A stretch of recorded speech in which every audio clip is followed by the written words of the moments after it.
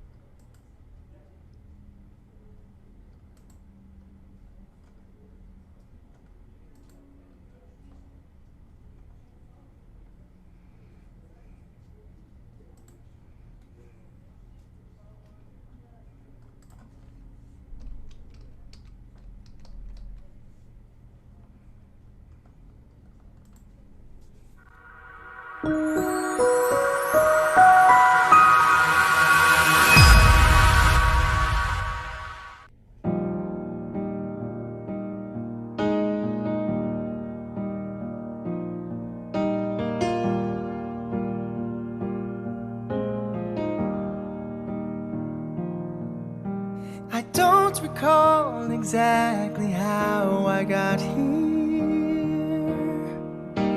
It's all been unpredictable at best. I wouldn't say I'm better off than last year. I've kept my sense of humor nonetheless. And now the times, the face, the dreams are changing. I'm acting out my life in metaphor. The chances that I took were for the taking. I fake a smile and hope for something more. So wrap me up, I'm calling it a night. I've tried my luck and fought the good fight. And as history would tell, the story won't end well. So wrap me up, I'm calling it a night.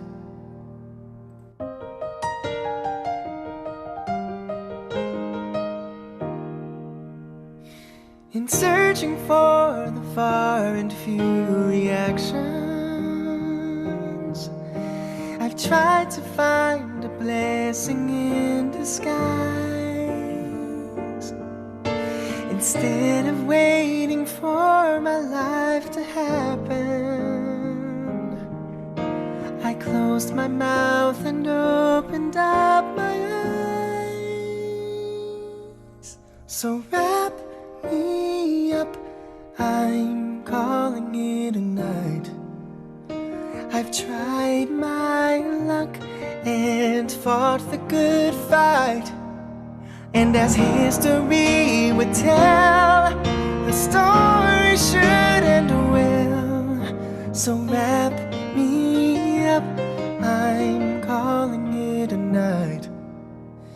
I've learned to fight the war with broken weapons, make excuses for the questions. Life's an imperfection that finds a way to live, waiting in the wings, the twisting of the story. For me was you. I'm calling it a night. I've tried my luck and fought the good fight. And as history would tell, the story ended well. So wrap me up, I'm calling it a night. Wrap me up, I'm calling it a night.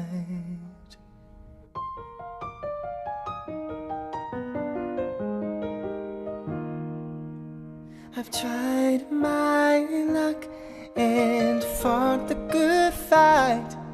And as history would tell, the story ended well. So wrap me up, I'm calling it a night. Wrap me up, I'm calling it a night.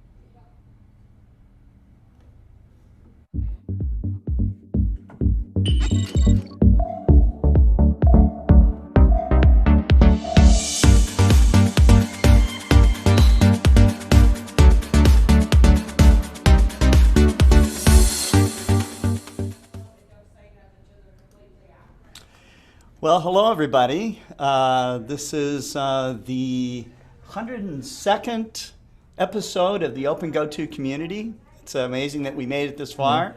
Um, It's a 102. Are we going to give this is away a one of 102 today? that's right. Oh, that's a But great idea. right. So today our special guest is Amy Little, otherwise known as Amy Astro, and she has a great following on Instagram, Facebook, YouTube. YouTube, right? Yes. Awesome, awesome. And so you are an astrophotographer. You've Yes. been involved with this. We talked a little bit before, but I've kind of forgotten some of the information. Um, Already? oh, Oh you're lucky. I my word. remember My my name. name. I My got name. you. Anyways, but from what I understand, you've just been into astrophotography for just a few years, right? Yes, that's true. I came Uh-huh. along right after the solar eclipse in 2017. Started out with a little sky tracker and just took off from there. Right. So you were taking like Milky Way shots and I've that been type doing of thing. Milky Way shots for a very long time, and the solar eclipse just left me with a piece of equipment I didn't know what to do with. And a friend dropped me onto Andromeda, and that's all it was. Dropped you Hooked ever off. since. It's like, It's yep. so easy to get sucked in by Oh, it some didn't of this take stuff. much. Yeah, Didn't that's take right. much. Now, when you were very young, did you have an interest in astronomy or the stars, kind of in general, or? No, this is just something that's come on much later in life. I've always liked science and Hmm. engineering and stuff, but the stars is relatively new for me. So Wow. I'm coming from the photographer standpoint and learning the science as we go. Hmm. Well, and I remember too that your background in this and your start is similar to mine as well because I was into photography on you know semi-professional level. I was actually earning a living from it, so I There guess that you was a go. pro, right? Um, but I think that there's a lot of interest by photographers in general to get some night sky images. And once you kind of get to a certain point where you have a certain skill, you want to take it further. But do you think it was just that tipping point of seeing Andromeda for the first time coming through your camera, or? Well, I think that was a huge part of it. I've always loved night photography. I like being outside at night, so it was kind of just a obvious evolution of things. And when somebody showed me how easy it was to get there, kind of with somebody's help, Right. it just kind of stuck. And I love sitting outside in my chair at night, Hmm. listening, to the crickets and whatnots and watching the stars. Awesome. It's peaceful and relaxing. Oh, that's very true. Therapy. It is there. I think every amateur astronomer will tell you that it's therapy for them. I mean, even for myself, if I don't go out and look at the Milky Way or the stars, whether it's naked eye, binoculars, or a telescope, I just feel like there's something missing. So, Exactly. and once you're out there, you start to calm down and Mhm. so I would say that there is a wellness aspect to astronomy. I don't know how you feel about that, but Oh, absolutely. And just the length of the night. Sunrise was always great, but that's a half hour to an hour worth of photos, and same with sunset. But you've got all night long with the stars, and that's 8 to 12 hours worth of therapy, of right, relaxation. right. You know, Now, I the love it. image behind you is this one of your images? Yes, that is. That's Uh-huh. my Horsehead Nebula, and I don't know if you can see part of them here. Oh yeah, I saw his Have we head. moved from side Yes, to side? peeking There out. we go. Right? Yeah, that was one of my first images I took with a mono camera, and What? that was actually with the Explore Hey Scientific Adam, are you over there? 102 FCD 100 glass. There's somebody Awesome. available. Awesome. Yep. Here, let me mute Kent here. There we go. Kent, Kent sits in the area where all of our tech reps are here at Uh, Explore Scientific, and he's often called to answer a question just to get that answer for some customer, Oh, doesn't he deserve an office? He likes Come being on. back there. Yeah. He says, yes, I need an office. He No, I doesn't don't want want an to, office. I want to he be out here doesn't in the want big to. middle. I want to be in the big mix. There you Okay. go. That way I It's hear more what's going exciting. on. I get it. I'm in cubicle world Yeah. too. Yeah. Yeah. I would Right. rather, if I had my druthers, I'd rather not even have cubicles, but we have stuff hanging on the walls and cheat sheets and stuff like that. But I'd just Very as cool. soon just have an open room and know what's going on and be able to feel that pulse and, you know, Hmm. I spent a lot of time in cubicles over my career, but I'm working home now, so it's much better, There you go. even for non-COVID purposes. Right. Yeah, no, I'm back in the office. I worked at home for a little while this year, but back in the office again. so Amy, you were a photographer long before you were an astro photographer. Yes. They're not the same thing. While it's maybe a camera and maybe taking pictures, you know, techniques are completely different. How hard was that transition for you? It was really hard for me to understand. I had learned about exposure and all that, but ISO, I just had a hard time transitioning away from ISO and understanding gain and all those other things with it. Yeah. So, I guess there's similarities. It's just the way that you think about it. yeah, the terminology, people use it interchangeably a lot, and it's not really the same thing. Do you use a DSLR for your astrophotography, or are you using a one shot or a I color camera or use what? mostly I use a mono camera, but I've also got several one-shot colors. I started with the DSLR, but that ended within a month because I Why? have a Nikon, and the software for Nikon just was not very friendly at that time. So I ditched it quick and just Yeah. I set it up in the background to do my Milky Way or my star trails while I'm doing deep space. So I'm Very really 2 in 1 in a night. That's awesome. Now, do you do visual astronomy as well? Is it all photography? The only visual I do is sharing other people's telescopes. I don't own an eyepiece. I own cameras. Right. So, We're seeing that more and more, yeah, because, people living in light polluted skies, basically all they can see is 10 or 12 or 15 bright stars and the planets and the moon. And right. that's about it. So astrophotography is their portal to the sky, is their eye on on what's going Exactly. on. And I really think that visual folks, they've got a much better imagination than I do, because when I look through the eyepieces of their scopes, they're explaining something phenomenal and I see fuzz. So, it's really hard to explain. I was like, my photograph's a little bit better over there, but all There's a right, I secret. believe you. There's a Yeah. secret. They see fuzz too. They just know what it is. Yeah, okay. Yeah. Yeah. If I The- see fuzz on my end, I'm out of focus. One person, Right. one person's dryer lint is another person's cotton candy, I guess. There you go. You know,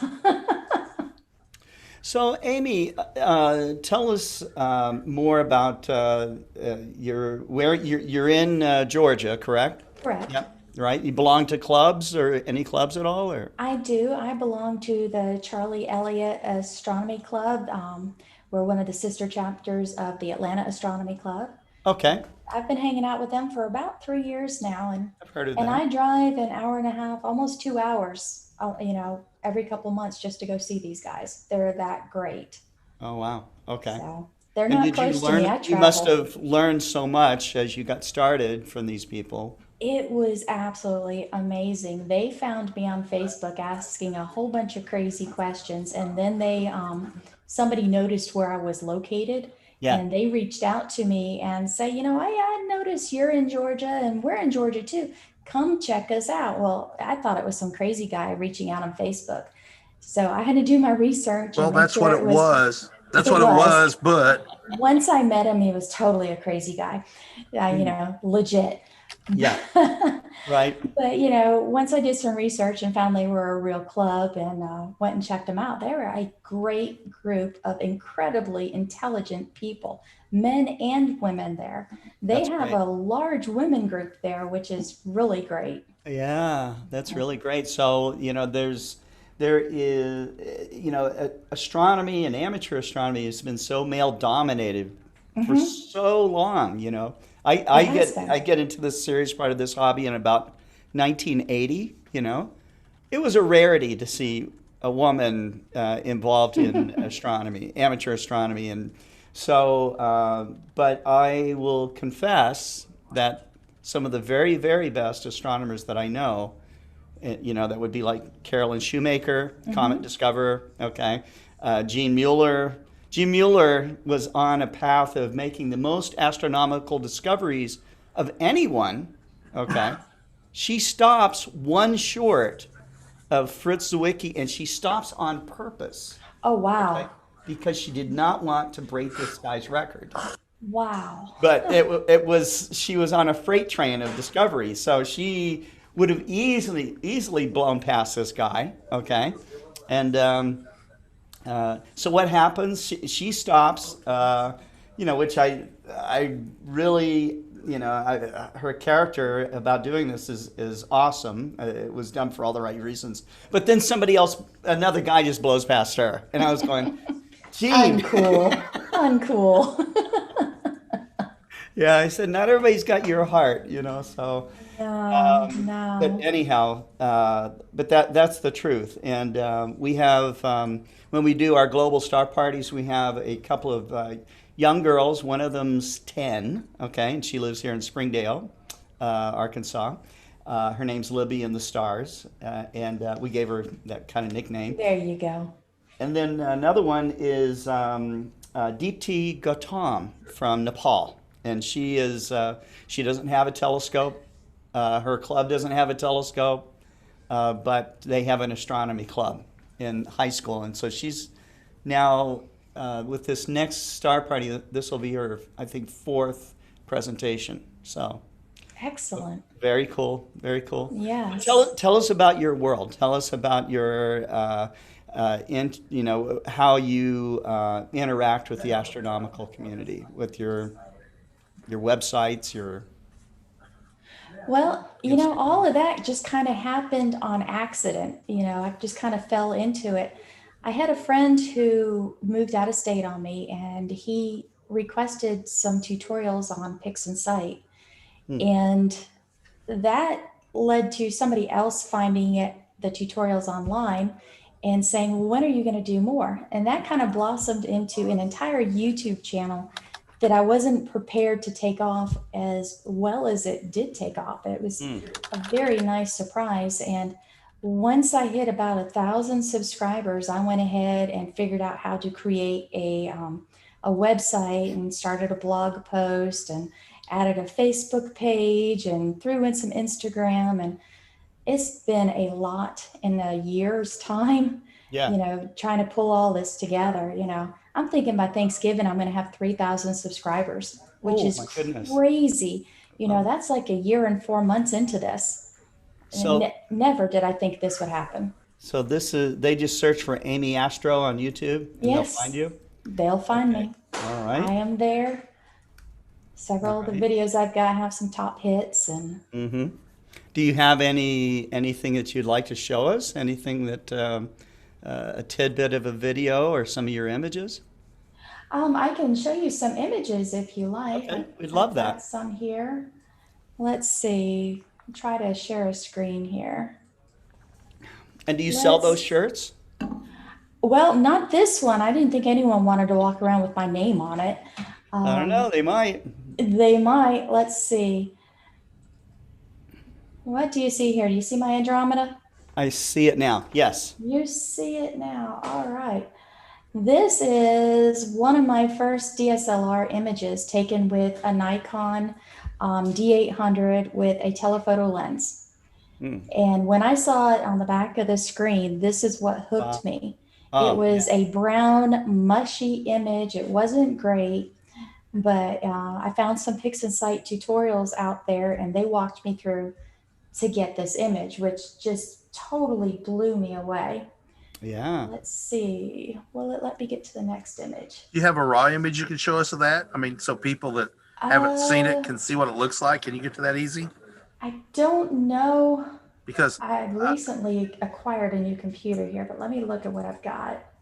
our job is to manage expectations, and people Yeah. see that, And they're like, wow. and then but they don't realize what that comes from. I You know, gotcha. I you know, gotcha. Let's see. I'm going to dig through here and see if I saved any raw data. I don't mean to sidetrack around. I just thought it was a great opportunity. If you can't find it, go on. It's I mean, also I had a opening quick comment Photoshop. about the image. It looks like one of the things that you learn doing astrophotography, if you're not a regular photographer, you know how important focus is. So Absolutely. focus is absolutely just as important as anything else and when you're taking astrophotographs. And people don't realize that. No, You're focusing on a pinpoint of light, and you've nailed focus on that Andromeda shot. That's great. that was pure luck. But this is what I started with. And you see, I didn't have a field flattener in here or anything. So I've got the streaking and the corners. This was on an Ioptron Skyguider Pro. Uh-huh. Let's see. I'm looking. This is with my Nikon lens. There's some vignetting in there. So this wasn't through my Explorer Scientific. This one was through my Nikon 400 millimeter Got it. lens on a little sky tracker. So, very basic equipment. It's what most of us have, add a couple $100 for a sky tracker. And that's not bad, considering that I managed to get this image. Let's see. Oops, that's y'all's screen. Where's my screen? Done. Mhm. And I managed to pull out this image. I mean, Yeah. and That's this awesome. image took me about 8 months to accomplish in learning how to process it. I So- had the data. I was just playing with it until I got to this, which took an awful lot of work. How much data? I know you said, but say it again. How much Let's data is see. this? How much data is? Let me grab all of these. It is 56 images at 1 minute each. Oh, That's not a lot of data. No, it's not. it's a So beautiful image, though. not too shabby. For one of my first images, I was Beyond not too incredibly shabby. proud. Beyond not too shabby. It's beautiful. Yeah, Professionals thank would have you. loved to do this 35, 40 years ago. No kidding. 20, No 20 kidding. years ago, 10 years ago, this was hard to do. Yeah, it's just amazing. If I didn't have this one friend who was able to star walk, I had no clue where anything was up there. Yeah. And it took us a good half hour to get onto the target and then to stay on the target and get focus. But he was really patient with me and we got there. Do you So- plate solve now? Oh, totally. That's the only way. What do you use? I use Plate Solve too, typically Image with Sequence Generator Pro. And I just let it do You're using everything the for right. me. You're using the right tools for sure. So, oh yeah, it makes Yeah. life so much easier. Right. And because I knew once he moved out of state, who was going to help me star walk? Because at that time I didn't have a club and didn't have anybody. So I was immediately looking for go-tos and computer solvings. And I was going crazy the first few months trying to figure this out. Yeah. Well, But you kept Thank God after for it. a club. What was the biggest mechanical challenge you faced? Polar alignment. In the beginning, using the Ioptron little sky guider, that was really fidgety. It didn't take much to bump it. It was on a tripod, just walking on the grass because I was in a field. And that was really tricky because I was looking through the eyepiece, through the polar scope, contorted, knees on the ground, head tipped up funny, and it was not easy. And then trying to place Polaris at the right place on the circle Yeah. for the first time, it was very stressful. We hear that a So- lot from our beginning astronomers. They struggle with polar alignment a lot. It is not easy. And then trying to figure out what all the terms mean because people just glaze over them thinking we know what home position is on a scope.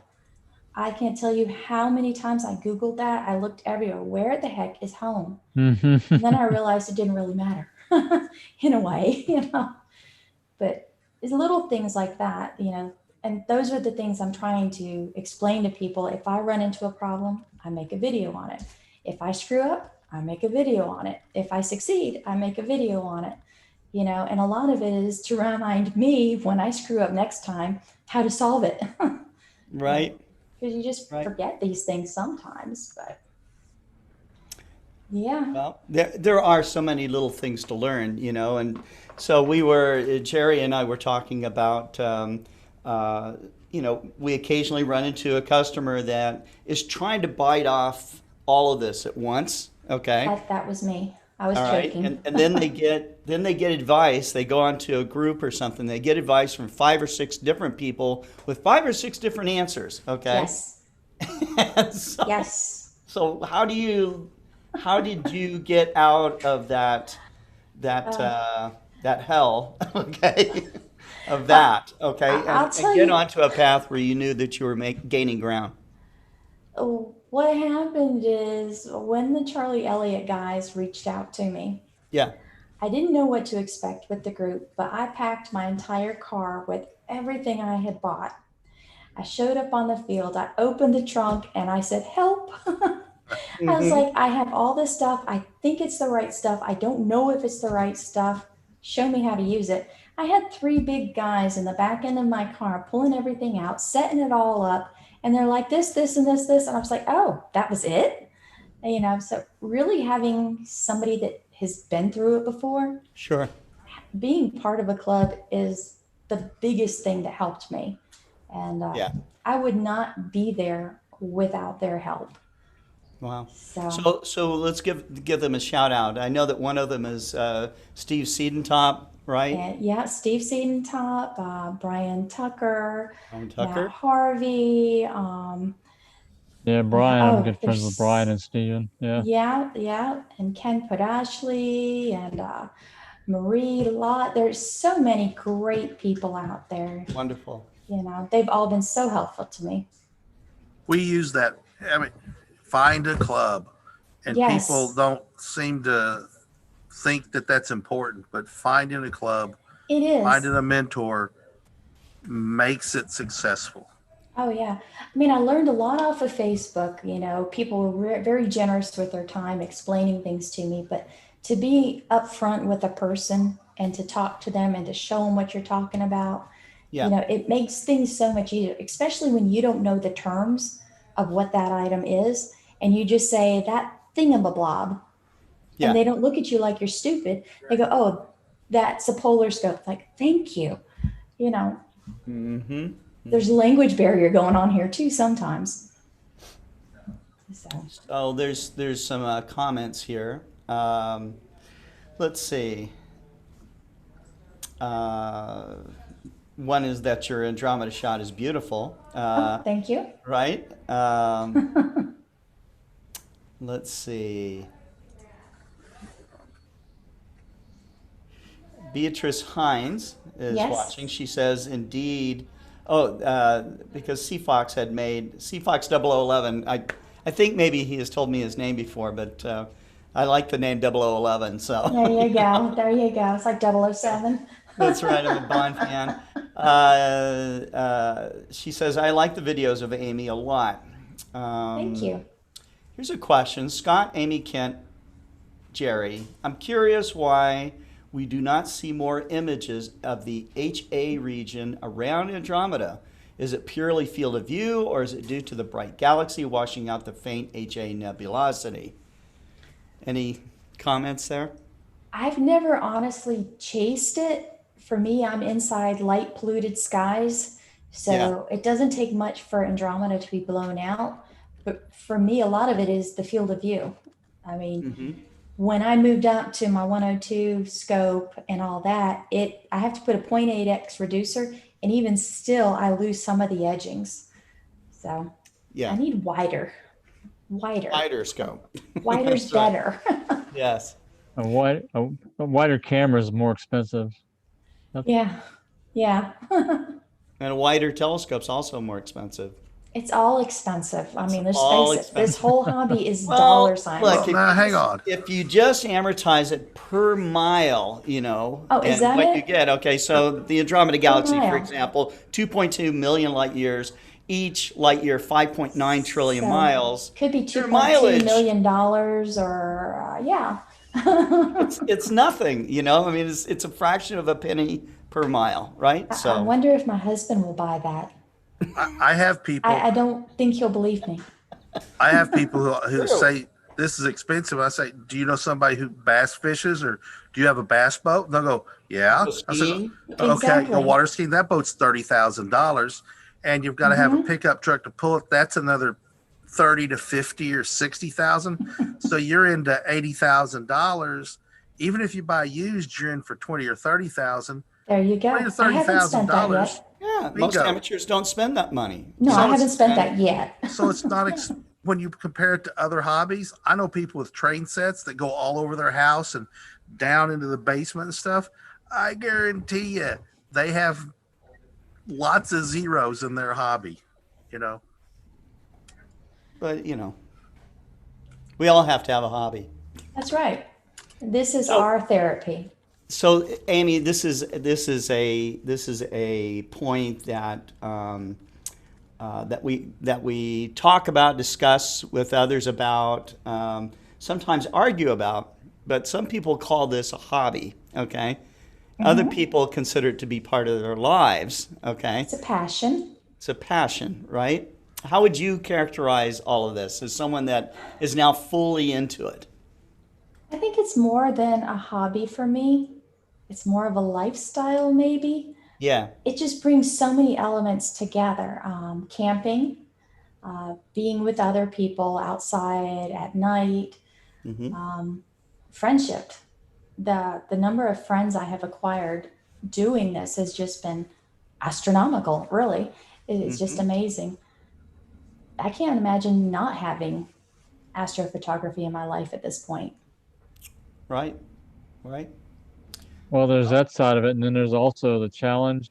You get the with the technical side and the beautiful side. It's It like is. it's a big combination of all these different skills and things and knowledge, and True. Yeah, it's creative and you get to tinker and I have my own toolbox. and you got science Have involved you? too. My husband for my birthday bought me this workbench with this nice wood top, all these little drawers. It belongs in the garage. It's Uh-huh. actually in the house. It's a Ah, climate controlled toolbox with all my astronomy gear in it. It's that's awesome. awesome. I That love is it. awesome. That is awesome. Uh, Barge, Astrophotography. Okay. Comments. It's cool that you have Amy on. I just found her on YouTube and started following her a couple of Oh, weeks ago. So welcome. Thank you. yeah, it's cool. Um, Stefan Del Pra. Polar alignment I struggled with the most. I Hmm. just didn't get the concept of it until it was shown to me. But then came the Pole Master, polar aligned in under 8 minutes. So, As soon as I heard about that, I had it on order. right. And oh man, I love that. And once I got that down, then I spread out to sharp cap, and now I'm trying other methods to see what I like the best. But God, the first 2 years, pole master, Pole Master. Yeah. You need to hands learn how down. to do a drift alignment. That's a manual. That's really a And if you want to be a hardcore astronomer, then you can do a drift alignment. I've been trying to, but the trees in my yard don't allow me to get low enough on the horizon or anything. I can't get the right spot. I keep getting barked at. You can fudge it a little bit. You don't have to be Budget. I've near got perfect, but you can get straight if you can up. get a little bit to the east or the west and on the meridian, then you're fine. East is Walmart. They're a little bright. Oh, uh-huh. I mean, like real close Walmart. Okay. So Beatrice has another question for you. She says, Mhm. Amy, how does it come that you have such a technical knowledge? Okay. She wants to know if it's Uh, from your husband. And I think not. no, I think I'm not. daddy's girl, and the apple did Okay. not fall far from the tree. He's an Mm-hmm. engineer. I'm a technical engineer. It just comes naturally, and I like fidgeting with things. So, yeah, I'm in an engineering track for my whole career, and this is just a natural fit, Natural for you. creative and Yeah. tinkering. Yeah, very So, cool. it's Well, great. yeah, there's lots of people watching this show that totally get that. So, right? So Hey, that's very cool. hey, I found an image with the nebulosity around M31. Yeah, I can share my screen and there you go. I there we released go. it.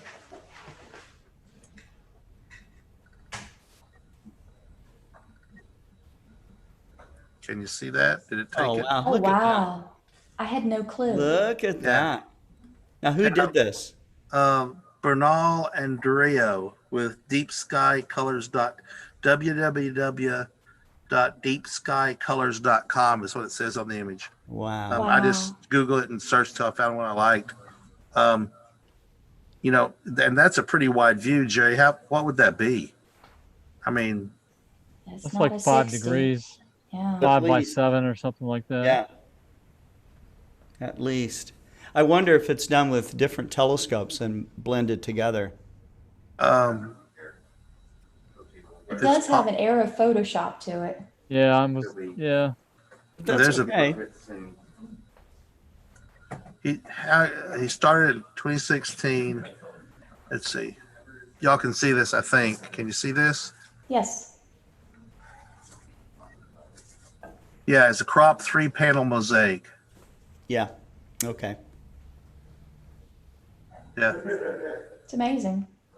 It's yeah, amazing It really is. I mean, it's and beautiful. yeah. You don't realize. I mean, because you can't see it with your naked eye. No. So unless you just happen to be shooting an H alpha, you never get it. Hmm. So Amy, now you have a challenge. I have a Well- challenge.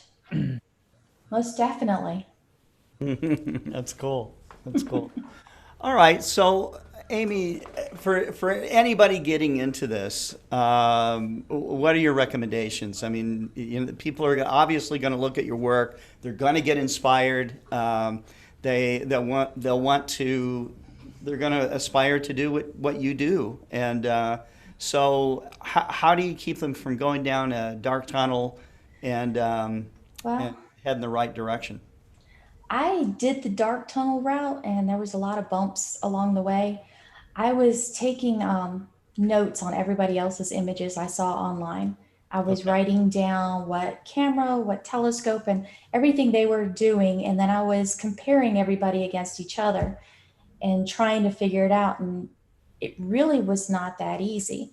Um, I ended up calling one of my vendors early on and I told them what I wanted to accomplish.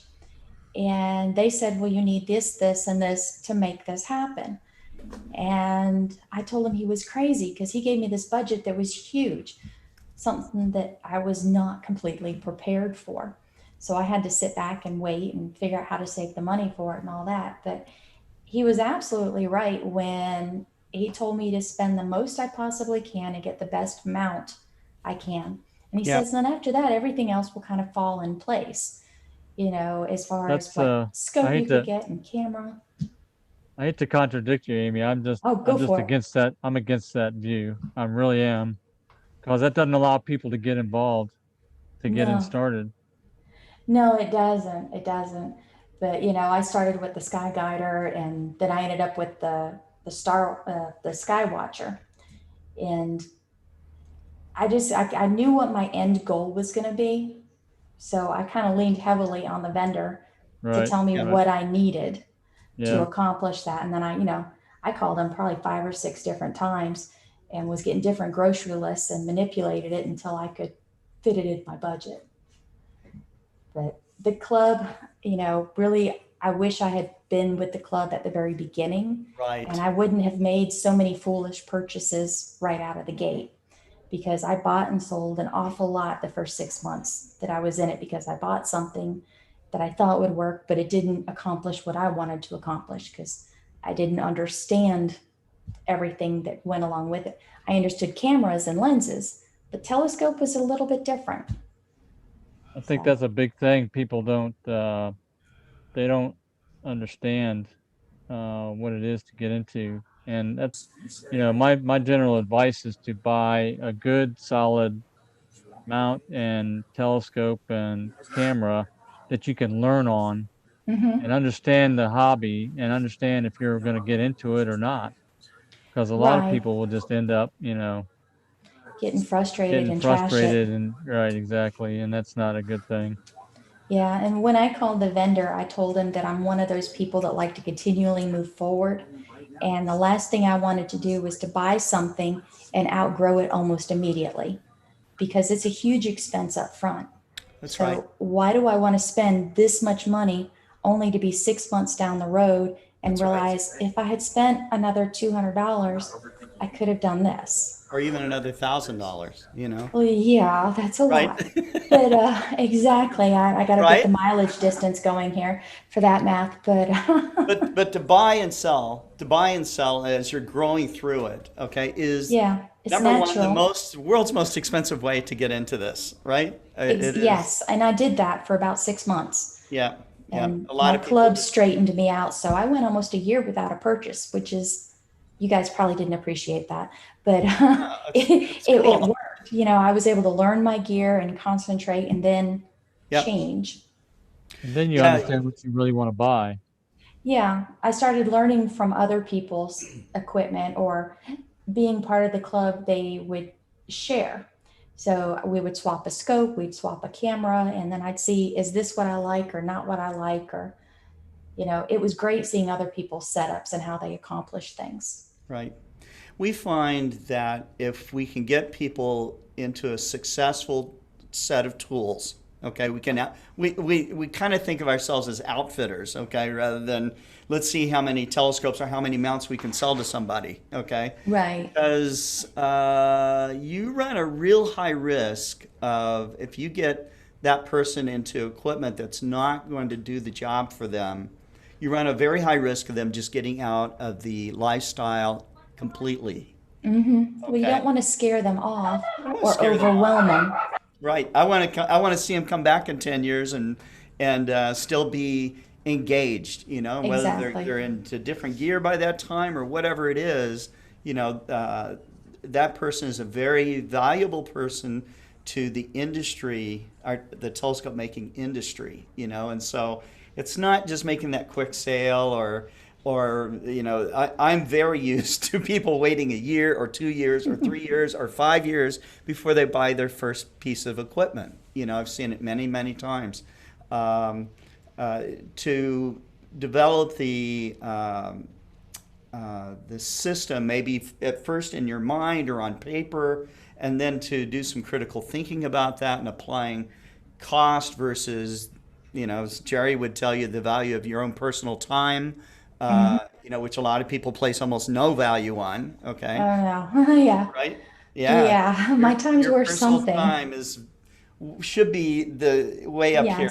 Yes. It's very, very valuable. And so, we just want, I want people to be engaged in the industry, hopefully with my company, but if not my company, fine, okay. We can't make everything to please everybody, right? Right. Right. So it is keeping them in for the long term. That's The right. goal. It's a relationship.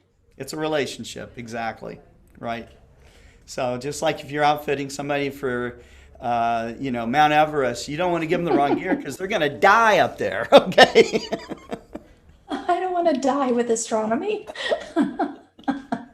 You won't. You won't. If I drop a it's like scope on my wait for toe. cars running you over or something. So, right? But anyhow, it was great to have you on the show today. We hope Yes, that you thank come you. back. Hope to have you on a global star party. That would be great. And and you're welcome anytime. So you have something new coming up. You got something you want to talk about your show. I put a link to your website on in thank the you. chat. So definitely check out Amy Astro. She's out there, teaching people how to do it. You're already using Pix Insight and have mastered it to some level. So that's not the easy Yeah, thing, until they right? do another update and I have to relearn it all over again. Oh my God. Okay. Well, maybe I'll be taking lessons from you. There you go. All right, Amy. I really Oh, appreciate it. I Thanks for appreciate coming it on our too. show. Thank you. Take care. Bye. Bye-bye. Okay. Well,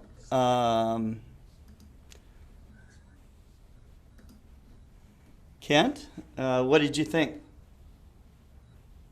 It's just the story we hear over and over again. People get Yeah. started and all of a sudden they realize that they're got their head sticking out of the window in a car going 80 or 90 miles an hour, and Right. their hair's getting blown back.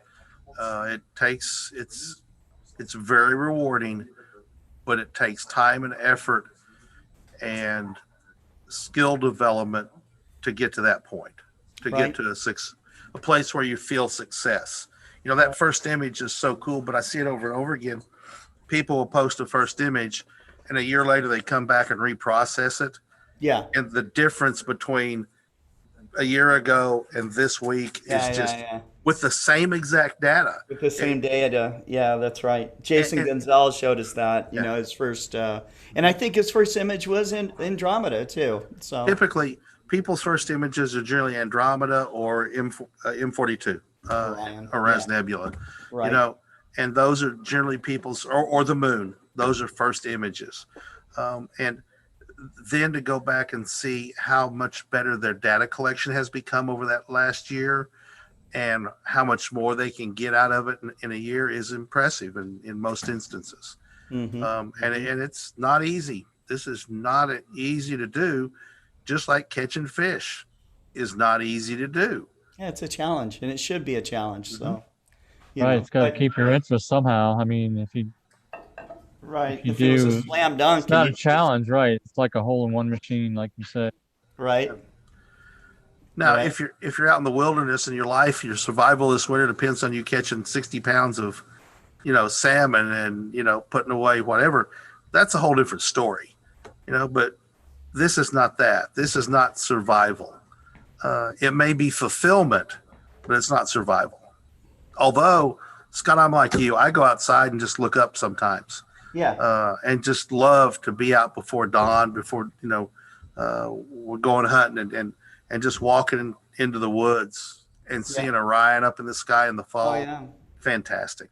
Yeah, Just in a just way, I stop and think look. that the wellness aspect that we talked about at first with Amy is I think very important for a lot of people, and I think that just being out there and seeing the Milky Way or seeing meteor streak across the sky or something like that, that sets so many things back into perspective for me, lowers my blood pressure, all these things.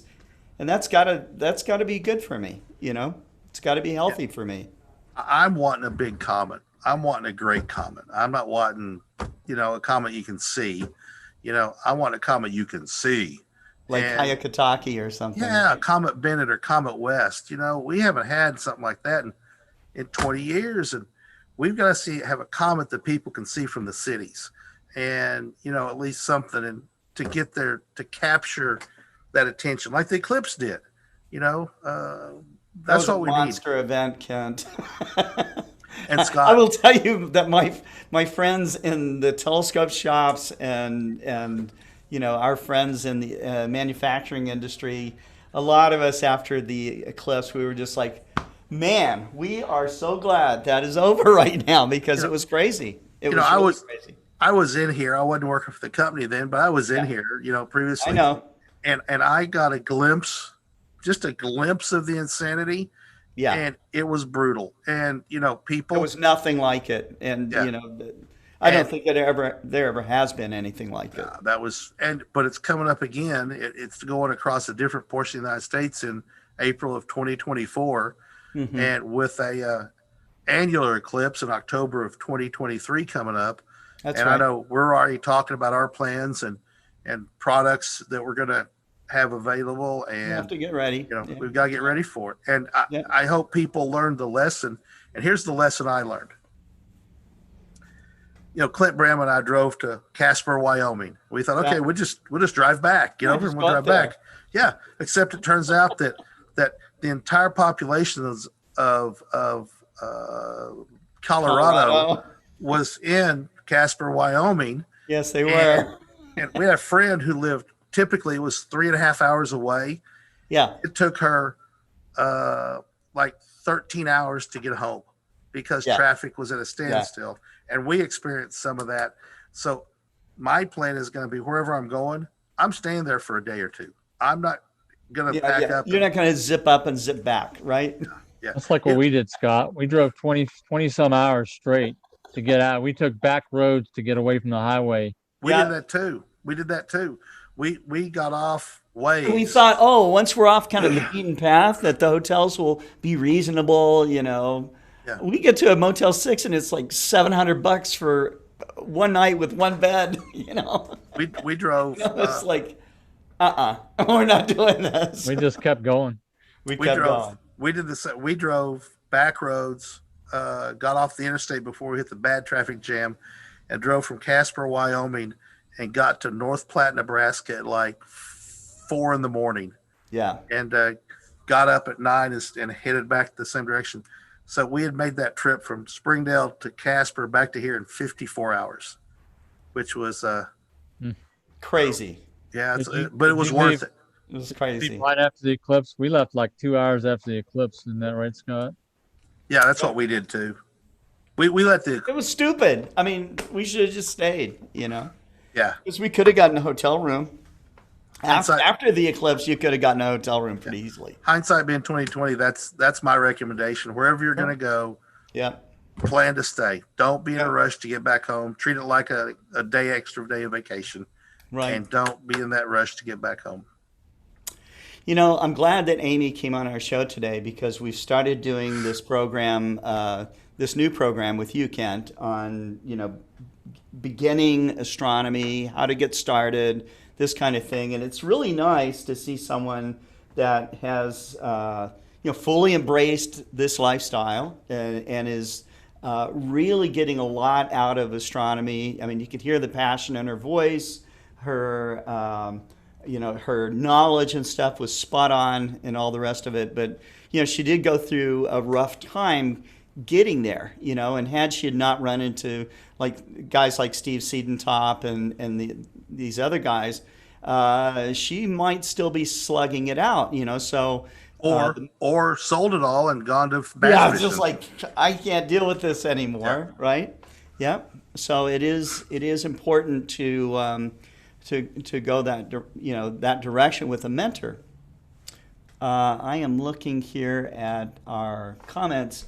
Celtic Raven says, you were in the middle of discussion. How do we get a fund to get deep tea a scope from you all to her?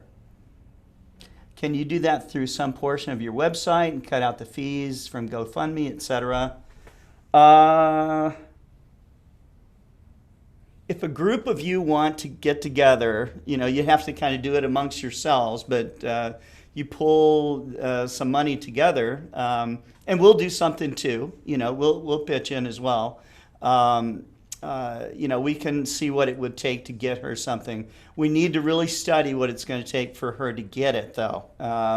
Because once it arrives, unless we're all willing to throw in the money, which might be double, okay? or more. Or more, okay, to get it into a foreign country. This is the big problem. It's not the product, it's not the shipping, it's duty and customs and Brazil VAT taxes and stuff like that. So Brazil is 120%. right. So if you buy a $200 telescope, Yep. it's going to cost you $240 additional, More. not counting shipping, Yeah. to get it there. So you're Yeah. talking about well over $500 Yeah. for a telescope in the United States. It costs $200, Right. and shipping would be $15. The first time I went to Brazil, people were asking me how much my iPhone cost. At that time, it was, I don't know, $400 or $500 or something.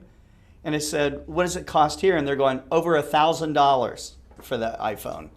So everything is marked way up. This is not true in all countries, but it's something that we need to be aware of, and we need to look at Nepal. So if that is something you want to seriously get involved with, then we can do something. And we can do something like match funds or something like that. So we'll look at that. Okay.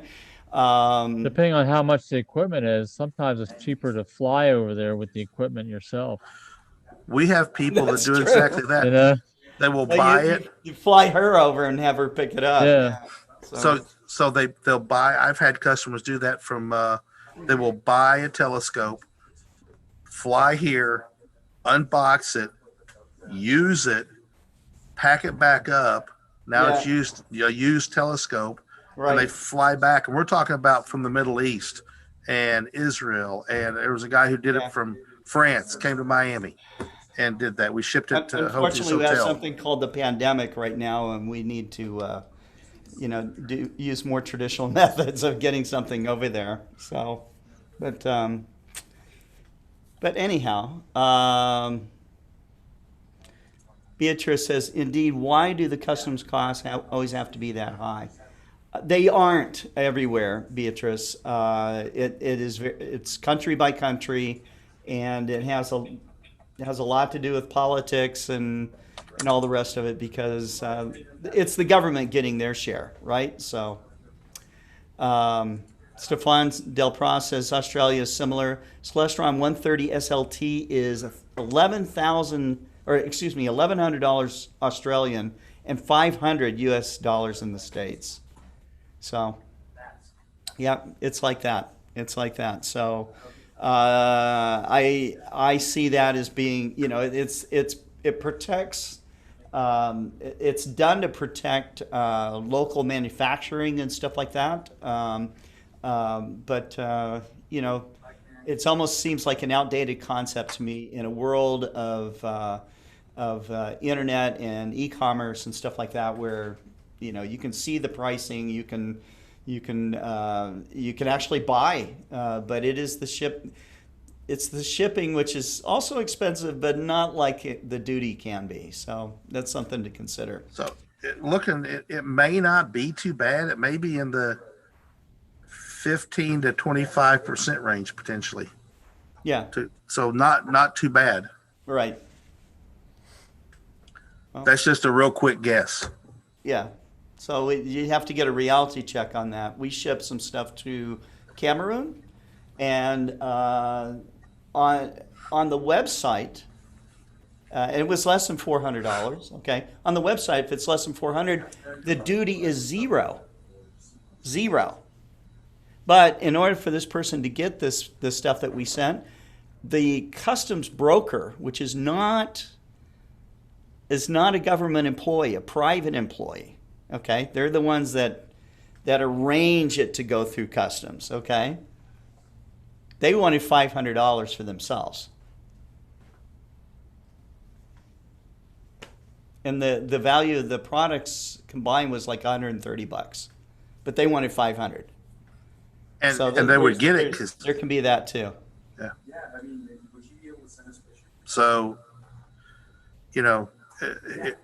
just figure, in round cost, just in my experience, if we're going to send her just a first light telescope was worth $400, we probably ought to plan for $1,000 is what it's going to cost. Could be.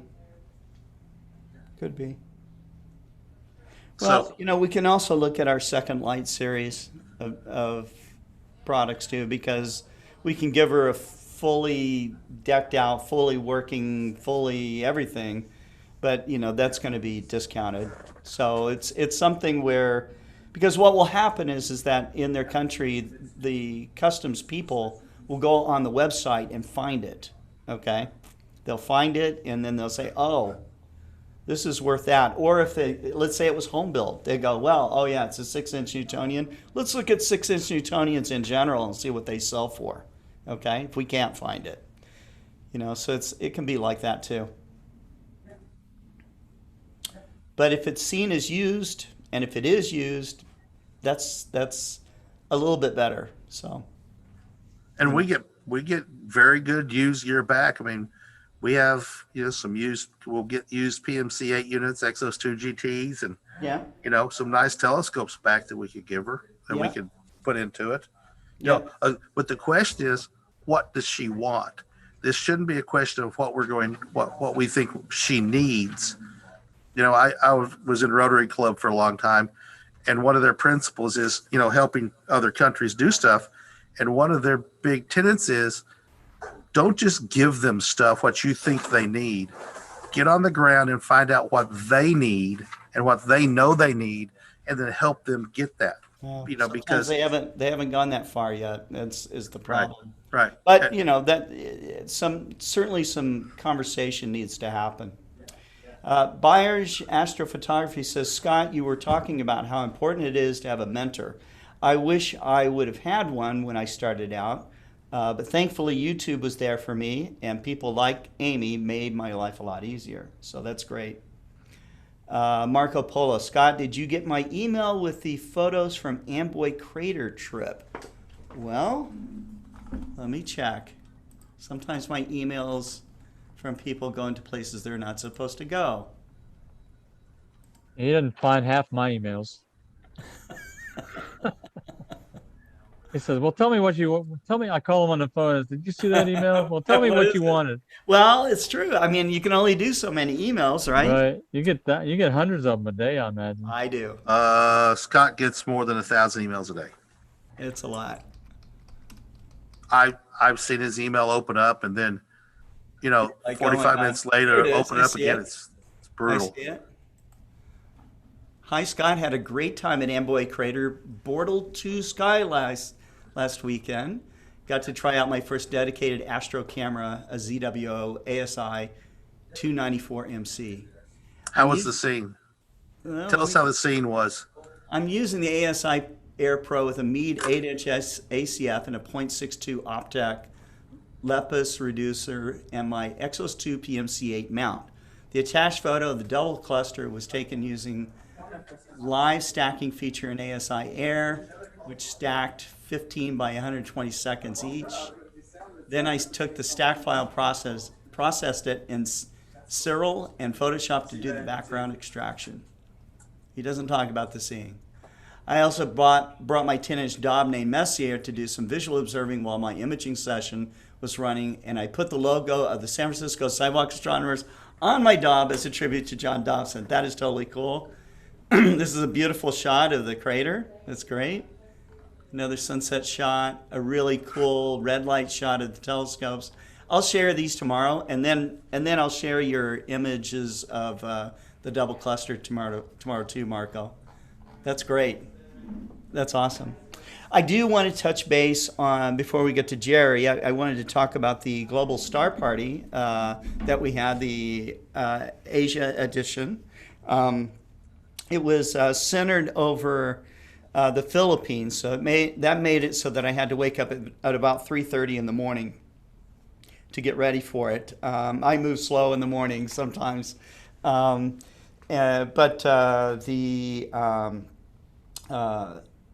we had astronomers in Kuala Lumpur. We had astronomers in Singapore. You know, all up and down that kind of Southeast Asia area. And then we had Shailendra Sharma and Gary Palmer join us from the UK towards the end. So that was very cool. But I want to show you how awesome the seeing conditions were. We've had quite a few. This was our 20th Global Star Party. Tomorrow night's going to be our 21st Global Star Party. But you rarely get great seeing. You know, it's very, it can be very hit or miss. But we hit it Saturday morning here. I mean, it was Saturday night there. But I want to show you just how good the seeing was. And this is Jupiter, and some of the excitement from Christopher Go, who's a great planetary imager. So let's check this out. That's incredible. Wow. Seeing so good. It is very good. It is very good. Look at all the detail on the belts, the great red spot. Incredible. What can you tell us about Jupiter, Chris? The great red spot here. This is probably the largest storm in the solar system. It's been clocked about 600 kilometers per hour, winds of 600 kilometers per hour. And one thing we know about the Great Red Spot now, it's shrinking. So it's getting smaller and smaller. In fact, last year, it, I think, dropped 1/4% of its size, basically almost 1/4 of its size. So it's I hope it doesn't disappear on my lifetime because it's gonna make Jupiter quite boring. And one thing incredible that happened to Jupiter quite recently is the North Equatorial Belt. I think in one of the global star party we had, there was a discovery of one of the outbreaks of this North Equatorial Belt. So this year, there are three very powerful outbreaks erupted on this. These are very giant thunderstorms, about probably half the size of the Earth, running at about 700 miles per hour. So these are incredible, violent storms that basically erupted on the north tropical zone of Jupiter. North temperate zone of Jupiter, the NTB. And this year there were 3 outbreaks that appeared around the area above the North Equatorial Belt. But looking at this image, this is really incredible. You see so many details in this image. In fact, the seeing goes in and out. And Shireen, are you capturing anything right now? This is a very good image. Yeah, I don't know. It's a bit of a dilemma at the moment. You can actually do an ROI and you need to capture some images. But really, you can see the halo of the Great Red Spot. It's quite distinct. Yeah, and it's great. And this year, it's you'll notice that the South Equatorial Belt, it's basically the belt that surrounds the Great Red Spot. It's very pale right now, and in fact, most of the South Equatorial Belt has lost its color this year. So yeah, it's really nice to see Jupiter. It's awesome. It's awesome. Yeah. Again, these are the best images, planetary images I've ever seen on any of the global star parties. And this is our 20th one. So it's fantastic. Fantastic. I'm so happy to see images like this. And Okay, it's so- incredible because my observatory is on the roof. And On the roof. now it's about 32 degrees Yeah. on the west. Yeah, it's a bit low, but somehow the scene tonight is so much, it's so good. Yeah. Actually, this is I can't believe that it's 32 degrees because yes, this quality of data usually it's 60 degrees and above. Yeah. It's actually quite stable. You can see the belts distinctly. You can see the colors, the festoons on the equatorial zone. Yeah. It's so amazing to see it right now. How good do you think the seeing is, Chris? This is about probably 7 to 8. Probably 7, which is 7 out of incredible for 10. 30 degrees. Yeah. It's beautiful. So that's that kind of gives you an idea of what that night was like. I am editing this 4.5 hour long video, so I wanted to show you just that piece of what we were seeing of Jupiter. Later on, they go into it even higher magnification. But we had incredible views of Saturn and, of course, Mars as well. One of the gentlemen that showed up for this event was taking deep sky images through his window. Okay, he's in Singapore and he has a window that, I don't know, it looked like it was maybe 3 feet by 3 feet. Okay, so he polar aligns the telescope in his house, in his room, turns off the light, aims through a window. Okay, probably removing the glass because the glass would soften the image.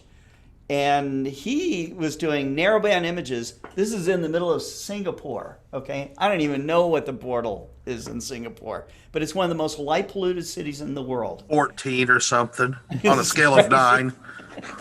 You could read a newspaper anytime in Singapore. And he was doing narrowband images and just really spectacular stuff. So that was an amazing star party. And as I mentioned, we have another global star party coming up at 7 o'clock tomorrow night Central Time, and that will cover the Americas. But you know, you never know who's going to join in, because we send out we have a VIP list of people that want to participate in this program, and some of those participants are watching the show right now. But you know, it is an amazing way to do astronomy outreach. The views with this last star party, the video views are approaching 7,000 views. We had a organic reach of over 20,000 people, and so it's just an awesome way to get in touch with people who are interested in astronomy and space. And so earlier today too, Andrew Corkill, who will at one point join us on the Global Star Party, was telling me that anytime he goes out and observes, I guess maybe he takes his tablet out, turns it on to one of our shows, preferably a Global Star Party, and kind of has that running in the background while he's doing his his astronomy, and he feels like he's actually at a active star party. So that's a great way to go too. So, Yeah. but anyhow, and Andrew says, "Hi, Scotty. Global star parties are great. That's awesome." Well, Jeff Wise, he must have been watching. He did not take it out the window. He was in a skyscraper. Yeah, that's also true. That's also true. But I was just like stunned that, you know, we were asking, how in the world did you polar align inside your room? You know, and he said he did it iteratively, you know, so getting it closer and closer and closer, because his mount's aiming at a wall, okay? And it was just kind of stuck off in the corner of his room. The telescope's just aimed and could only shoot like this range, and then that's it, you know, so very cool, very cool. So let's turn this over to Jerry. And by the way, you guys watch for us tomorrow with Kent. He'll be talking about new, you know, people getting into the hobby of astronomy, getting their first gear. We always challenge Kent to come up with great combinations of equipment that, you know, at a certain price range. So that's kind of where we're at right now. So let's turn this over to Jerry. Jerry, how's it going, man? Good, good. So one of the things that the past week since Wednesday, actually, I started this Wednesday on, the past week we've had wonderful skies here in Virginia, and the seeing's been above average, let me put it that way. And Yeah. so I just decided to do some lunar work early in the morning during the, you know, past the full moon phase, and get first quarter to first quarter. And of course my dogs start barking when I'm talking. Hold on.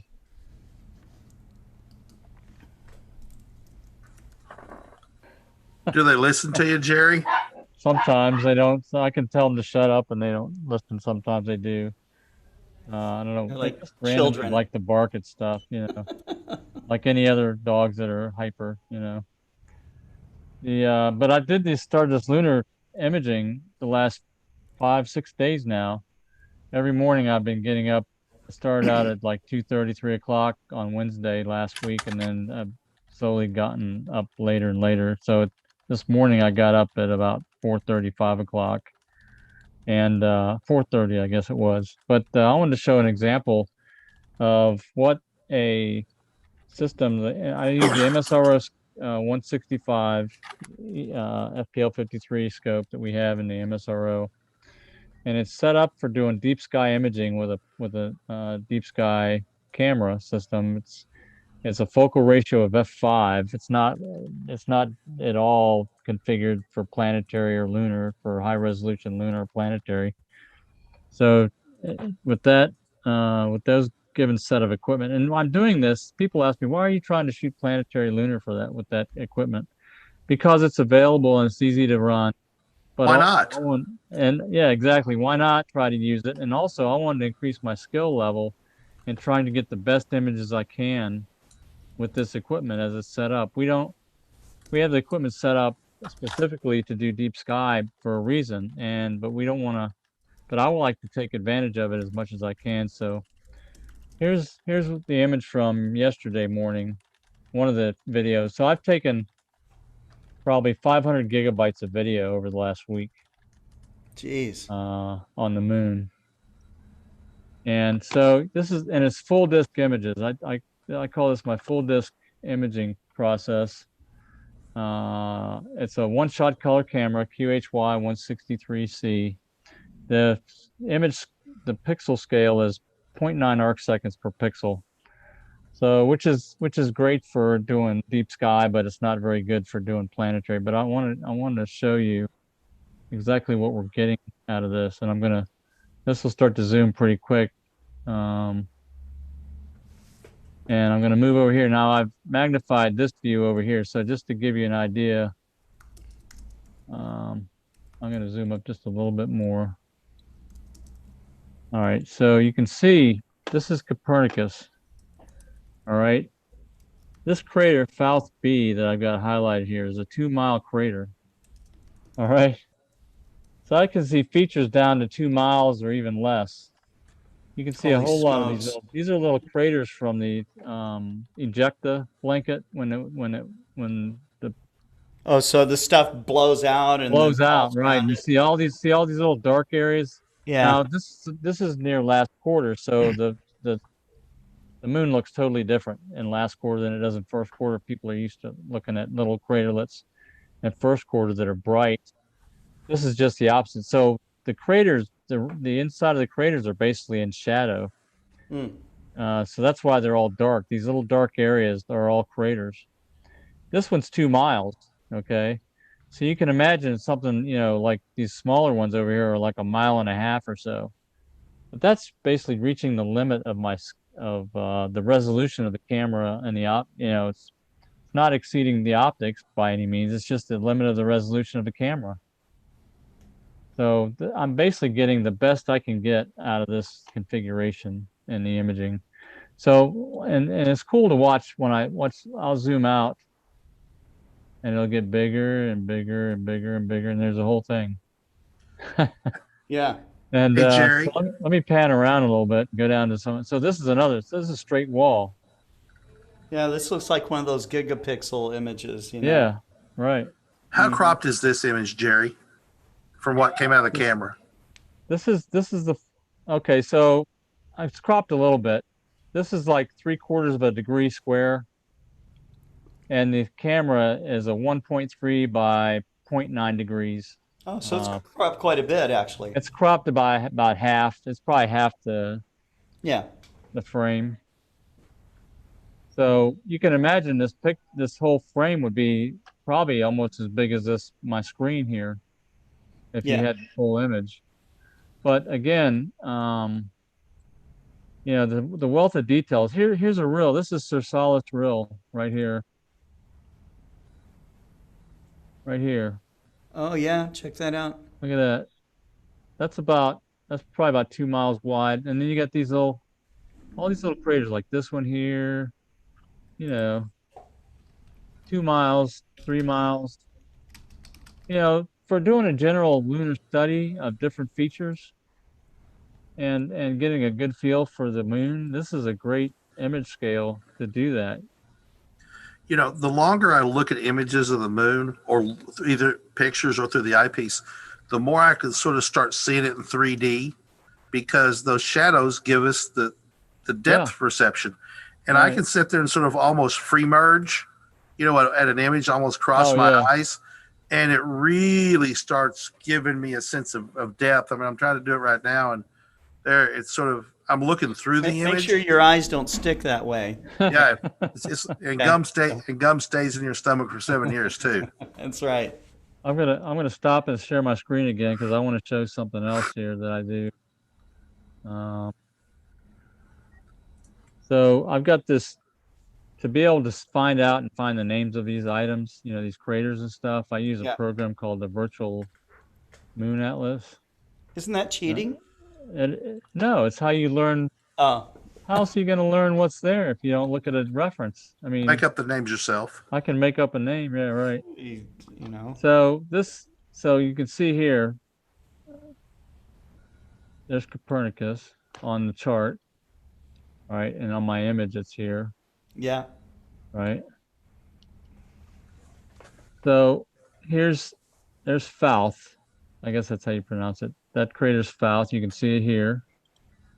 All right. That crater is only 7 miles in diameter. Only. And then you got Fouth A, which is 6 miles right here. Okay. Was that a chain, or is that two overlapping craters of different Could have ages? been Do you know? could have been an asteroid that broke up, because a lot of asteroids are just loose rubbles of rock.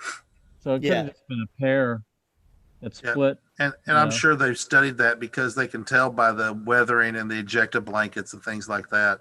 Right. So this is Fouth B right here that I've got highlighted. And as you can see, 2 miles. And then, so this picture that I took at just one frame, no mosaic, no nothing, shows every item that's in this chart that's labeled very easily. Let me go back here. So CFox 0011 wants to know any idea what distance a 1 pixel covers at this scale? Yeah. Yeah. So Jerry can do Of the course, math. you're talking Yeah. to Jerry Hubbell here, okay?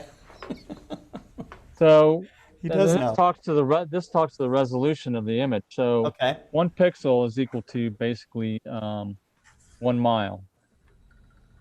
Okay. All right. So in order to see items that are 2 pixels, that's 2 miles. So that's a minimum resolution, and you can see that I'm pushing that limit. Actually, because I'm doing the statistically stacking these things, I'm doing lucky imaging, where I've only used the top 5% out of the 2,000 frames. This is only 100 frames that were stacked. Okay. Okay. And the other thing is it's using a 16-bit camera instead of an 8-bit video. Mm-hmm. So it's getting higher tonal range and tonal gradations. Right. You can see subtle differences. So that adds into the statistical mix, when you're combining the image. That gives you this super resolution, basically based on that size of a pixel. So even though the pixel size is 1 mile, you can basically determine, you can see things that are less than a mile or around a mile or better. Where typically if you sample anyone, sampling, if you're doing it's like averaging, right? When you sample something, you get one value that's good to plus or minus X. If you do 100 samples, okay, and you average them, you're good to 10 times better than that, because the average error, the precision of the average is much higher. And that's kind of what you're getting when you do a statistical addition with these images. You're doing a statistical process that's getting the best out of all the frames. You're taking, for example, this is like any one video is like I think it's like 10 gigabytes is what it is on this. So you're taking 10 gigabytes of data and boiling it down to about 6 megabytes. Yeah. That's what you're doing. So you're taking advantage of all that data. Yeah. And getting a great image. So That's an awesome image, that's for sure. This is about the highest resolution I've been able to get with this configuration. And you can see that the noise. What's the crater to the right of the one that you got in the box? Up. Right here? Yeah, that. I think that's Eratosthenes. Let me look at my chart. I'm cheating. Let's see. Oh, I was right. That's It's not cheating. I guess that's how you pronounce it. When you read these words and names, Eratosthenes, I call it Eratosthenes, but it could be something. Eratosthenes, I think some people call it. Eratosthenes. Eratosthenes, yeah. I think Eratosthenes would punch him out if you heard him say it. I would say Eratosthenes, but probably Eratosthenes. I'm probably saying it wrong, so. Yeah, so that's it. That's awesome. Sure, the source of this catalog you're using looks like it's built up passes from Well, there's a couple satellites. well, this is a lunar. So these are lunar reconnaissance images, Right, LROs. LROs that do these high resolution ones. But back here, it's a drawing. So if I back off, you can see it goes back to this drawing. And my image is much better than this drawing is. So that's a drawing, isn't it a hand drawing? Yeah, it's a shaded relief drawing Okay. that the chart makers made. You can see it goes all the way back to, now I can turn off its thinking, The grid yeah, the grid, overlay. Show grid, nope, okay. That worked. Not. It's timing out. Oh, there There it we goes. go. So, so this is a great star chart. It's called the Virtual Moon Atlas. And I suggest anybody interested in looking at the moon to use it. I use another program called LTVT, the Lunar Terminator Visualization Tool, to do measurements of these images. So for example, I've demonstrated that before in the show. You can measure the height of mountains on the moon with the shadows and stuff like that. So you see Plato's completely in the dark here. You can just see the rim. But like you said before, when we were before the show, we were talking about there's a straight wall. That's a cool picture because that's the face of the wall. It's basically a sloped.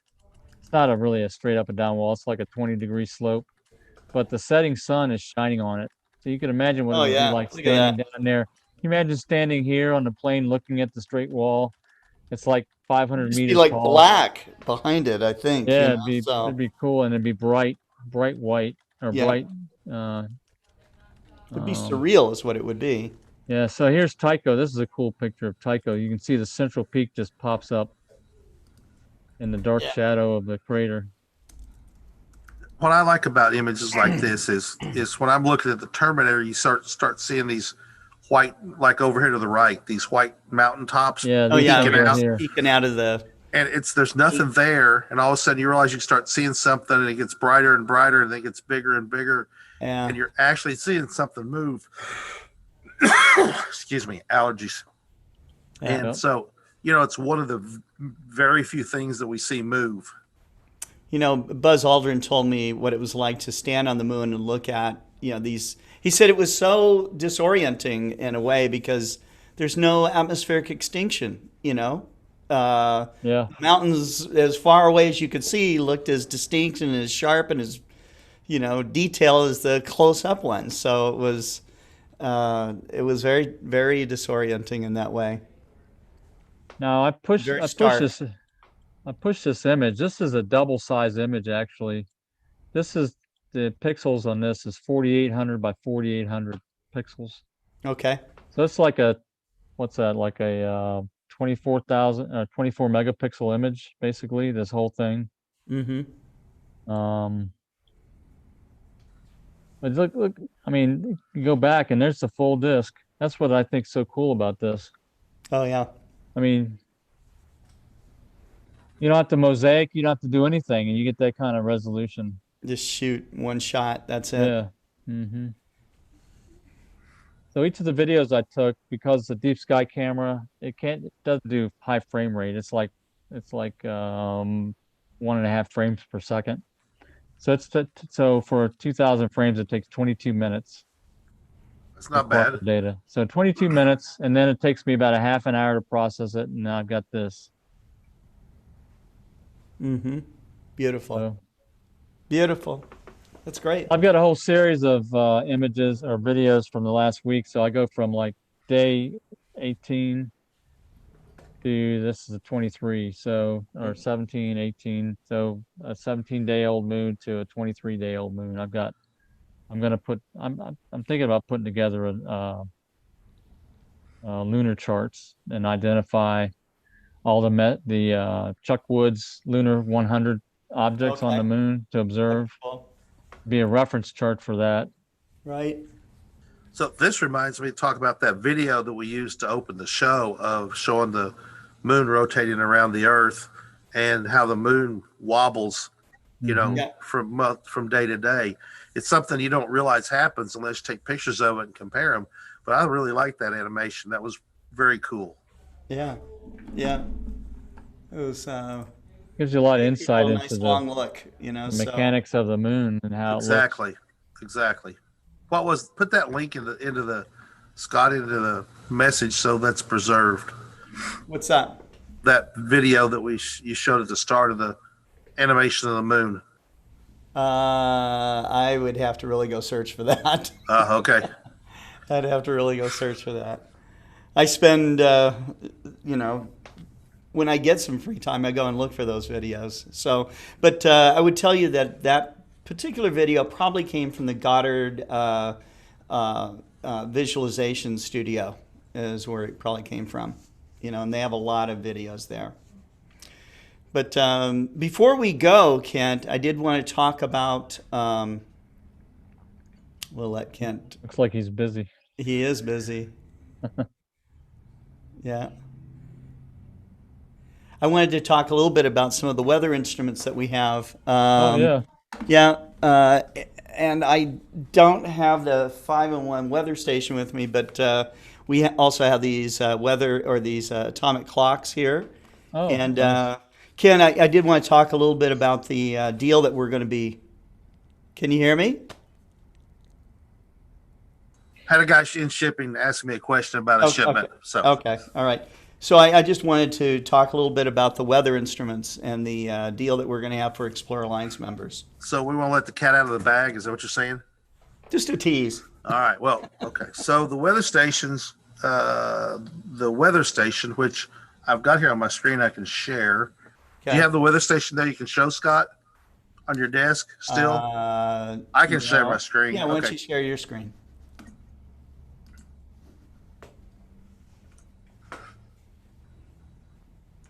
Okay, there's the weather station. Has it popped up yet? Yep. There it goes. 5-in-1 Yep. weather station. You can see the price is $169.99. I caught Scott in a moment of insanity. Yeah. And talked him down to $129.99 is going to be the Explorer Alliance paid member price through November 20th. So after that, after November 20th, the price is going to rise for everybody to $169.99. So send your email to exploreralliance@explorerscientific.com and tell me what you want. We'll cross-check you with the membership list. And if you're not a paid member, we can get you a paid member. So if you buy the platinum membership for $99.99, we send you a $100 gift certificate back. So that would then, pays for nearly all of this. So it's a heck of a deal. And you get all of the benefits of membership, like future deals, Explore Care, all sorts of things. Then the weather station, and I've got the weather station here. How many of those you got in stock? Plenty. So can you send me one, Kent? Which one? The 5-in-1. Yeah, for $129.99. No, I'm doing work. I'm doing work for Explore Scientific Development Astro. Yeah, that's what he's calling it now. He's calling it work. Weather research. It's work. Yeah. $129.99, brother. I'll ship you one. I'm going to charge you shipping on it. No, So- I'll charge. It'll be $100 an hour for programming time. Okay. You and Scott work that out. All right. So I've got the clock up now, $24.99. We're going down to the crazy price of $15.99 for EA paid members. What? Now, 15. Oh, that's a good deal. oh, Scott, did I not tell you that's what the price was? No. Oops. Well, I guess it's You $15.99 didn't now. tell me what the price was. That's a good deal. This would make a great stocking stuffer. Absolutely. Absolutely. Right? Great stocking stuff. Got the- And we have them in black, and we have them also in Yep. white. So to There's- match your home decor, so but we do not have them they come with white red backlit. I've proposed that the next production cycle, we produce one with a red backlight, so you preserve your night vision in your bedroom, or you could use them out at a star party or How whatever. big? How big are those? They'll be double the price for red. How big is the display there? How big are those So, digits? It's Like pretty 3 big. It's well, like look, that's like Scott's holding it up. inch and a half by Oh, like okay. I thought it was some big format thing like a tablet. No, no, it's the It's just size of a an iPhone roughly. okay, I see. Yeah, it's the size of well, it a. depends on how small your hands are. I mean, if you're I like mean, a big version of that would be great for an observatory clock. it could be. Yeah. Yes. So Depends anyway, how big now, your observatory is. now I have to say that $15.99 does not include shipping. At that price, I cannot cover shipping. No. So we've got to have shipping. Now the $129 price, that's covering shipping still. So, but that $15.99, we're going to have to charge shipping on that. So, they're pretty cool little things. Scott, you've played with one. The weather, Yep. the clock. What was your experience there? Yeah, it's nice. It's nice. Nice big numerals. Like the backlight on it's very nice. It's not obnoxious. It's got an alarm on it. I got one sitting in Barbara G in the Vintage Airstream right now. So And it's easy to set up. You throw in the batteries. It gets an atomic time clock kit, and then you just adjust it for your time zone. And so it's very simple. So I want to take one of the weather stations and bolt them up on the roof. We just haven't had time to because they came in like Thursday last week, and so we haven't had much time to play with them very much. Oh, because I play, experiment, and learn them because You're doing work, right? You're working. Exactly. You're not paying $129 for it, Kent, so you can play with it. Hey Jerry, don't tell Scott, but Friday we're out playing with telescope and take pictures of the sun for like an hour and a half, and all the CSRs were out there. We made one person stay here and answer the phone, and come get us if we had. But hey, That's good. No, that's how you learn the equipment. that's exactly right. That's for our customers. That's what we do for our customers. We had the other CSRs out there learning how it goes and what to do, and it was a great learning experience for sure. So, but Scott never notices when we're not in the office. Never. Other than he can see me right now, if we just stand up and look at each other, we'll be able to see each other. So, Right. yeah.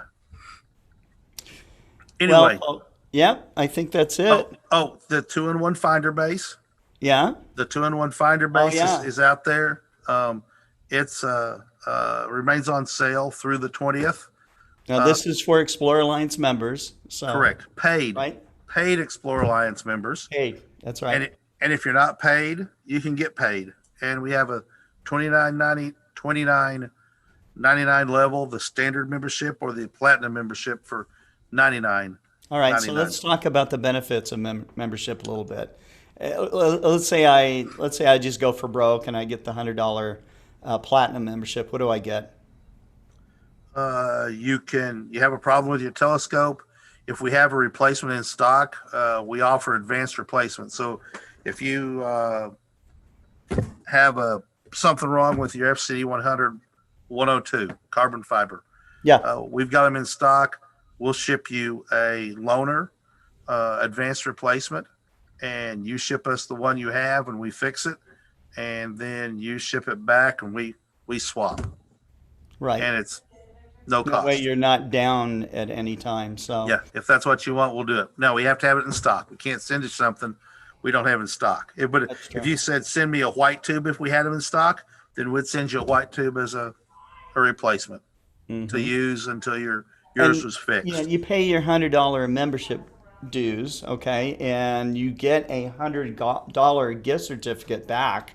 Okay, so if you're buying Explore Scientific gear or you're taking advantage of one of these deals that we have, basically, I mean, really, your membership's free. Yeah, so, that's right? exactly right.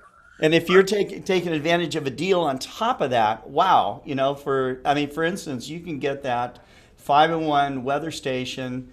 You join us, you get your $100 gift certificate back. You're only adding another $30 to it.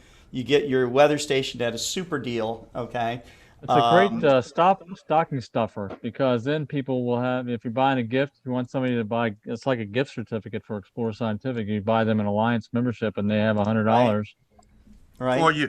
Or you just put the. You get the advanced product replacement with Explore Care. You No, get No, we're talking about the platinum level. The the platinum platinum level is level. the one, Yes, right? we are. Because that's the level you want to be at.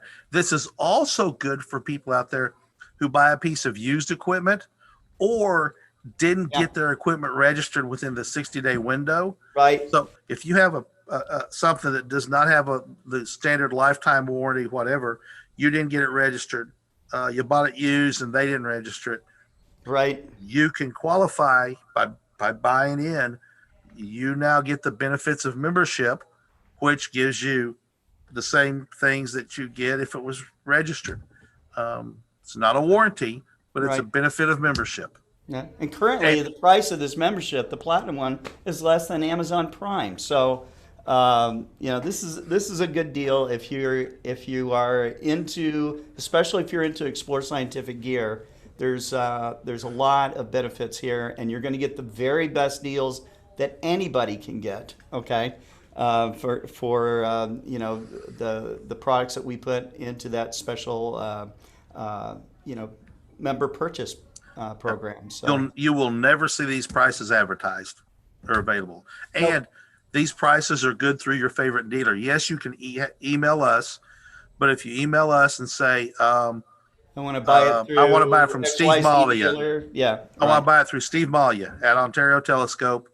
Okay. Ontario gets the credit for the purchase. He doesn't even have to touch it. We give him the credit for the purchase, and he makes his nickel, or whatever.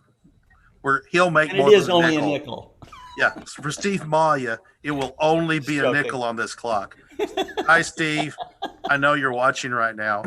That's right. But shout out to Steve. But it's all of our dealers, all of our great dealers, and we have over 90 dealers now, Scott, around the country and around the continent, effectively, and down into Mexico. Sure.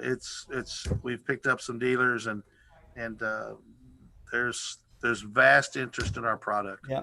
Yeah, but we don't just pick any dealer. We really do look for dealers that know how to take care of their customers. So, Jenny Bedell Shelley's on. She says, "How much time do you have to use that gift certificate?" Doesn't have an expiration date on it. No. That's a fairly easy answer. As long as we're here to honor it, you can use it. That's true. Yeah. That's true. We plan to be around. So, anyways. Yes, we do. Jim Norwood says, "How much is a nickel with the Canadian exchange rate?"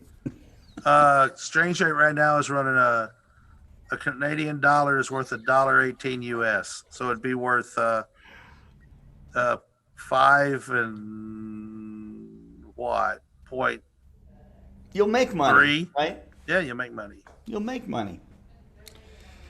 Anyways, guys, thank you so much. We will be back tomorrow, of course, with the First Light Chronicles with Kent, and he'll have more great advice for us. And we also have, I think tomorrow, John Johnson from the Nebraska Star Party will be our special guest, and then I think we have special guests through most of the week, so it'll be really cool. We're really happy to have Amy Little, also known as Amy Astro, join us. So go and visit her website, subscribe to her on YouTube, like her Instagram, and by the way, like us too, share us, and we'll bring you more. And then, of course, tomorrow night we have the 21st Global Star Party. 21st. Yeah, 21st. We've come of age. We're 21 now. Yeah, finally. So everybody has to have a cocktail or something. So That's right. anyhow, it's great to spend our evening with you, our afternoon. It seems like evening because it's dark This is outside. a long show. This is a really long show. Was it? 2 hours, pushing 2 hours. What? Yeah. All right. So Scott, is John going to be in the house, or is he going to connect? He's by- coming here. Yeah. I was just saying, I he's knew coming. he was. I thought he was going to Yeah. be in the house. That's why I asked. Right. So we'll have to set him up with a camera and a place where he can sit Yeah, down. kick Heath out of his booth. Yeah, we'll kick Heath out. Heath out of his Or cubicle. Tyler. Kick Tyler Heath wasn't out. here Tyler, today. yeah, kick Tyler out of his cubicle. Tyler Right. wasn't in work today. He was feeling a little bit under the weather, so he didn't come to work. And I hope he we'll feels better. sterilize his keyboard and set John down That's right there right. next to me. Yeah. C Fox 0011 says time flies when you're having fun. That's right. It does. Yeah. Well, okay. So you guys, hopefully, maybe you get some clear skies tonight. Try to do some astronomy. Come back with some pictures. We'll share them here on the show. Marco, if you want, you can also appear on our show tomorrow and show those images yourself. So it was great to read your email, and you do have some very nice images from out there at that crater. So, and I think that's it for tonight, folks. One more thing. Tomorrow, Okay. I'll also be sharing some photos of the 24-inch F-18 Brashear that NWA that everybody's Space. been asking about, They've right? been asking about. Oh, it. I'm gonna good. pull some Yeah, I'd pictures. like and to we're see gonna that. Yeah. Right. share some pictures, maybe a short video of it as well. Yeah. Do you have any documents on that mount system? Kent? What do you mean by documents? Like any drawings or any measurements or anything? We have two things: diddly and squat. I knew those guys. No, we got Diddly nothing. and squat, yeah. Diddly and squat. They threw away all the engineering drawings in the 50s, apparently. Oh man, And somebody's gonna have to They recreate threw them some of that. away. Dang. yeah, That's sad, you know. That's sad. but they didn't throw the telescope away. Thank goodness. They almost did. They almost did. Thank God Yes. that we were able to get it. So Well, it was going to go somewhere. It wasn't going to get scrapped, but it was might have gonna- been. There are it- telescopes that have been scrapped. So it could have been. There was a couple of people who wanted it they wanted like the telescope, but not the mount. They wanted to put the tube somewhere in a corner of a museum or something. The astrograph off of this telescope is in the Smithsonian collection. They wow. took it. We didn't get it. that sucks. That's all right. Ah, well, But once we become a Smithsonian affiliate, the NWA Space Group, maybe you can get it back. correct. That's what I'm thinking is going to happen. That's what I'm going to try and make happen. All right. Thank you, guys. Bye, everybody. Bye bye.